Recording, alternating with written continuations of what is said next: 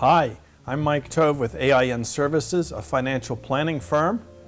And I'm Bill Alexander with W.G. Alexander & Associates. We're attorneys for elder law, asset protection, and estate planning. And welcome to Money Secrets with Bill and Mike. And welcome back our special guest, as always, Warren Coble. Thank you, Mike. And I'm so delighted to have Warren because I refer lots and lots of my clients to Warren because he is so good when it comes to Medicare. Right. And so what we're going to do today is we're going to, well, actually, I guess two. We're going to talk about Social Security and we're going to talk about Medicare. And these are, of course, very timely topics. So stay tuned and we'll take a short break and be right back with that. See you in a minute.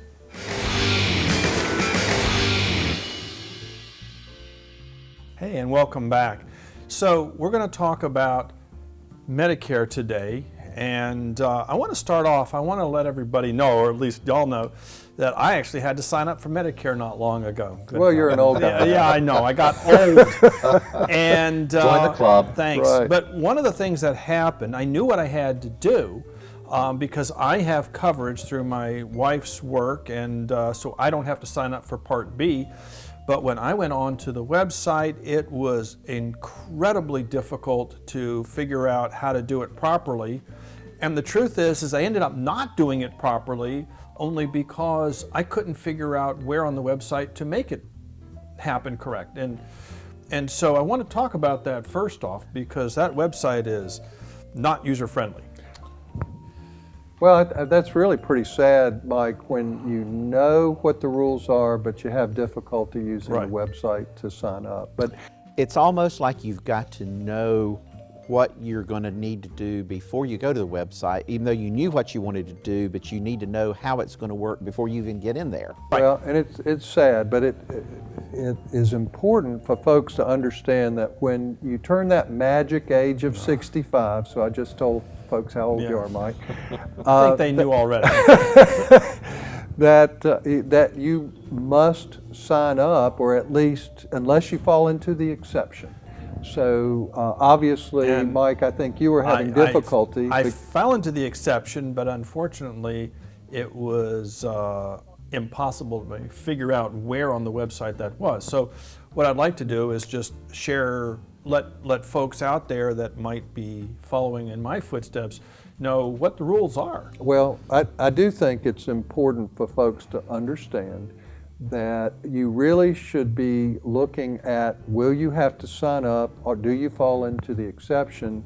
And you need to do it a few months before you turn 65. That's really important because you have 3 months before you turn, the month you turn 65, and then you have the month you turn 65, and then you have three additional months after, that's right. But this is not something that you should wait to determine what you need to do because there's so many, it's complicated.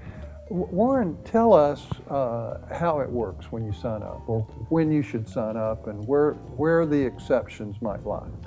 Basically, an individual should sign up approximately 3 to 4 months before age 65. And we still have folks who say, oh, I didn't know I had to sign up. Well, when you turn 65, every insurance company in America is going to solicit you for business and say, you need to sign up for Medicare. So that's no excuse or reason. But again, as Bill, as you've already mentioned, there is the initial enrollment period, which is 7 months right around the time an individual is 65. If an individual is covered with an employer group health plan, then they can delay Part B coverage to enroll later in what's called a special enrollment period. And then for those individuals who don't have the employer coverage but who miss signing up at 65, there's the annual enrollment period every year, January through March. The danger of doing that, though, Bill and Mike, is if you don't sign up when you should sign up, you're going to face up to 10% per year penalties. And those are lifetime penalties that are never waived by Social Security. And that's where the disconnect from the website comes in, because in my case, I have credible coverage. Right. Now, wait a And minute. Time so- out. You don't have credible coverage. Not you. Your Okay, my wife does. Your wife does. But I'm covered. Okay, fair enough. But I am covered under an employer plan as a dependent on her. And so when I went to the website, I knew that was the case. Right.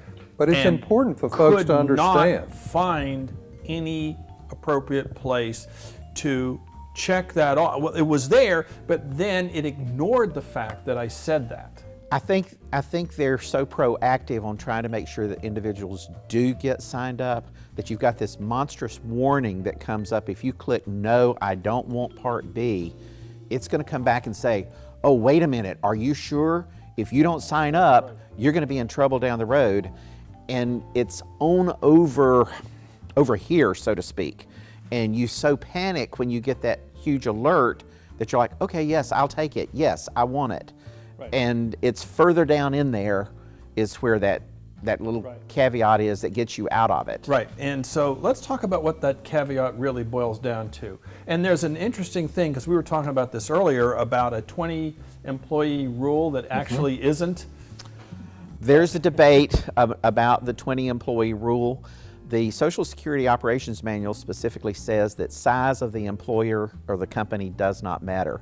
The 20-employee rule is technically on Medicare as primary payor or secondary payor to the employer group health plan. And so the caveat is if you do have employer coverage, then you can defer your Part B until later down the road. Well, what is the technical term on the employer coverage? It's credible coverage, right? Credible coverage actually refers to the Medicare Part D, but as long as the employee has an employer group-based plan, In other words, they're still working. they or their spouse is still working, and they have coverage through that current employment situation, not through retiree coverage. We have rehired employees with a state. Okay, well, let me ask you this question, because I think this is helpful too, but it looks like we're going to have to come what back. I'd like to do is, before we jump on that, I want to suggest, let's go out to the street and just see what folks out there think, and then we'll come back and then we're going to address it, okay? So stay tuned, we'll be right back. And could you define Medicare? Is that essentially the government like helping out lower income families with like health care? Medicare, as in like government funded healthcare. Yeah, we have that in Australia. And how would you define it? Oh, as like essential medical services paid for by taxpayers. Medicare is a program that is for people that are 65 and older or are looking for to retire and draw Social Security benefits. Insurance. Medicare is the one, I believe, the government subsidization, I'm not pronouncing that correctly, but government subsidized health care, I think, for the elderly, I don't, unless I'm confusing it with Medicaid. Thank you very much. Yeah, sure. Are you giving away any free money, Sam? No.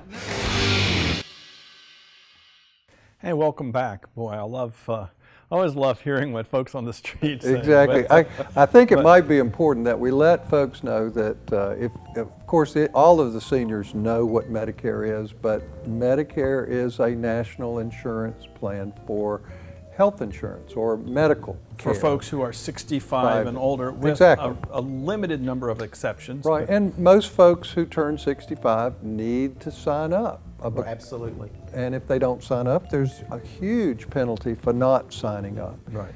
And they're signing up truthfully for Part B and Part D. Now we're getting into alphabet soup, and I really don't want to do that. No. But we were talking about exceptions, and I think there's one group that think they might be the exception and sometimes aren't. So I wanted to ask Warren, for folks who might be, for instance, a state employee or a federal employee or the like. So you've retired and now you've gone back to work. You know, you're either a consultant or maybe for a state employee, they've actually gone back to work for the state. Now, when, you know, they may have retired when they were 60. Right. And now they're turning 65, but they're already back working for the state. So what's their status? Because they are actually technically retired from the state bill, then their retiree insurance coverage is just that. It is retiree coverage. And some individuals mistakenly believe that that's going to allow them to wait on their Medicare when in essence it does not. They are required to go ahead and take their Medicare when they turn 65. Otherwise, they're going to face those penalties down the road. And they're thinking, oh, well, I'm actively working. I'm covered by an employer group health plan. But the key is that the employer group health plan in that situation is based on retiree coverage as opposed to active employee coverage. And we've had a number of clients that we've had to work through getting that resolved. And if you miss that initial enrollment period that we talked about earlier, you're stuck waiting until the next annual enrollment period, and then you're going to face that lifetime penalty. Okay, so I've missed my enrollment period, which means I'm going to have a lifetime penalty when I do enroll, but when can I enroll when I've missed my initial enrollment? The second time is the annual enrollment period, which occurs January 1 through March 31 of each year. The coverage is effective the following July 1. So basically, I'm going to be uncovered 6 months. for at least those 6 months. At least 6 months, if not longer, depending on where your time fell on your initial enrollment period. Well, that's pretty scary. It can be scary. And trying to help individuals around those enrollment periods when they've missed them. We had one instance where the gentleman ended up having a stroke. I mean, it was a nightmare for the family and for him trying to get everything resolved and get him eventually covered. Well, I remember a client a couple years ago fell into that same group, should have signed up, didn't think he had to. It was a number of years before he actually signed up. His Medicare premium was over $900 Yeah, it a month. can be horrendous. Well, what I'd like to And do, that wasn't even an There's IRMA. no limit. That wasn't an IRMA. what I would like for you to do is just give us a list of who doesn't have to sign up at 65. Everybody else would have to. Pretty much, Mike, the only people who don't have to sign up are those who have coverage based on their own active employment or the active employment of a spouse. Right. Basically, everyone else needs to sign up, even if you have, like we talked about earlier, retiree coverage, be it federal, state, or an employer that provides that coverage. That is not considered to be coverage, active coverage for Medicare purposes. But it has to be an employer group plan, doesn't it? Yes, it cannot be a sole employee or In other a words, self-employed insurance yeah, it person. can't be a self-employed Right, it can't be a type plan. private insurance policy. It cannot be an Obamacare policy or an Affordable Care Act policy. Its proper terminology is Affordable Care Act. And a lot of folks who have received supplements from the government to pay for their insurance prior to 65, and they're like, oh, I want to stay where I'm at because I don't have much premium. Well, you can stay with that private policy that you purchased through the Affordable Care Act, but you lose all of that supplement from the government and you pay the full cost of that plan, which is going to be close to $1,000 a month or more. Ooh. Yeah. Well, it's really important. And of course, the other thing is that there's a disconnect now between your Medicare time and your Social Security time. Right. And so I do think it's important because truthfully, and of course next session we'll be talking about Social Security, but most folks are very wise to delay taking their Social Security, and if you go on Medicare at 65, then you have to pay a premium, and they bill you quarterly to pay those premiums.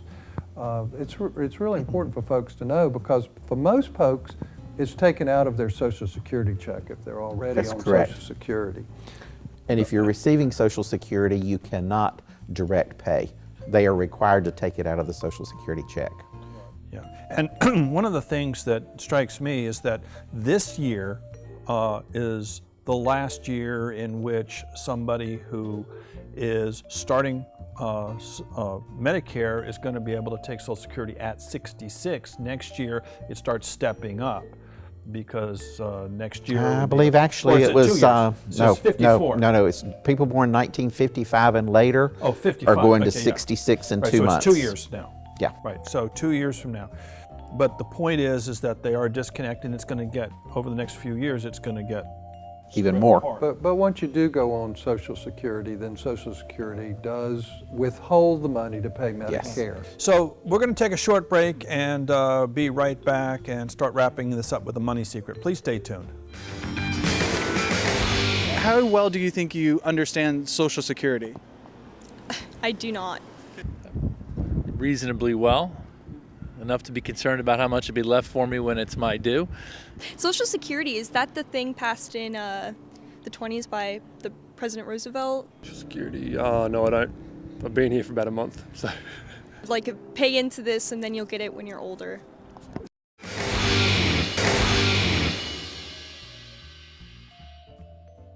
Who's Irma? Uma Thurman. Who's Irma? I don't know.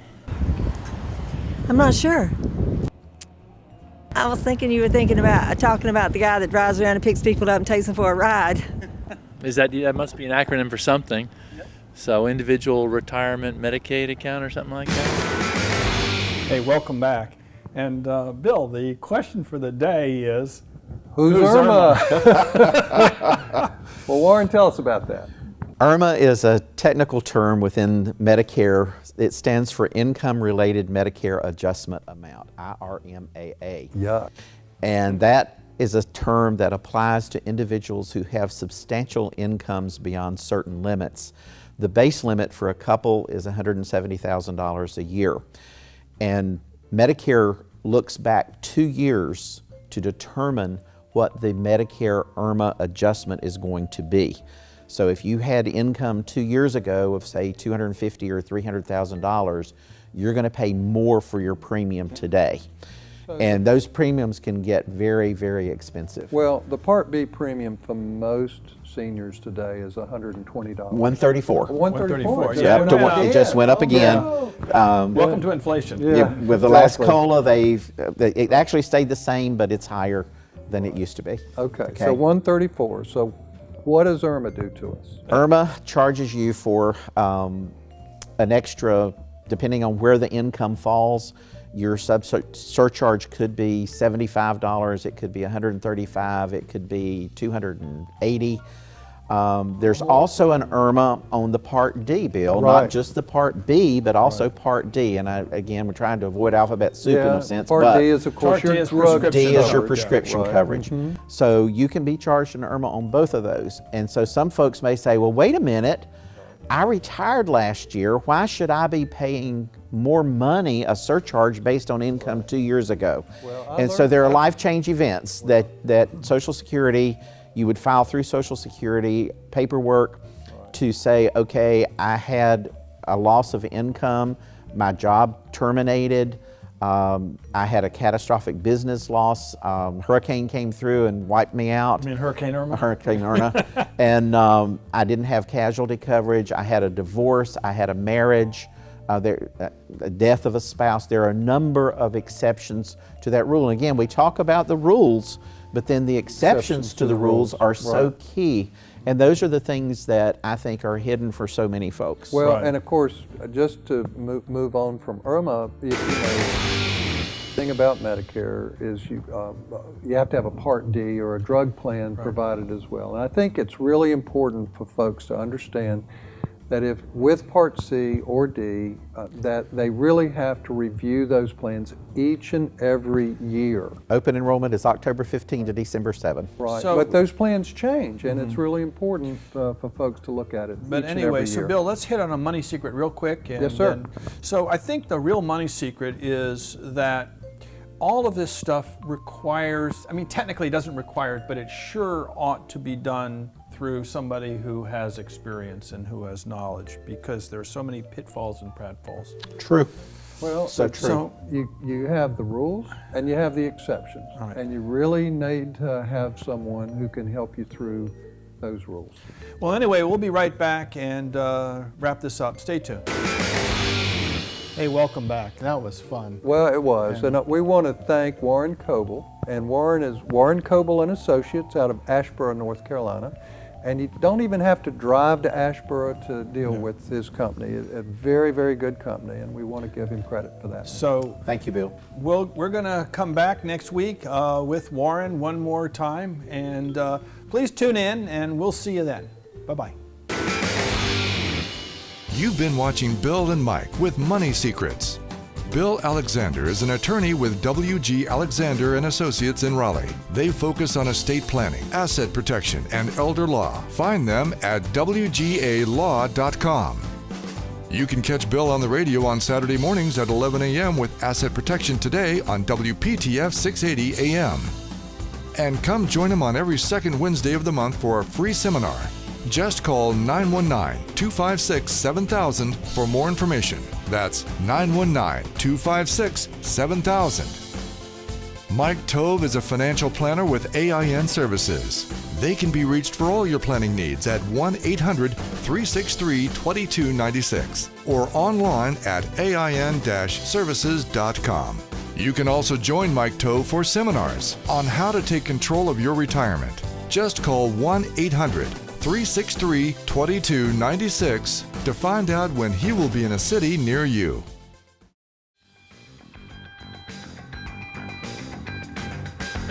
Would you like a copy of the new book, Money Secrets with Bill and Mike? Visit us at moneysecretstv.com. That's moneysecretstv.com.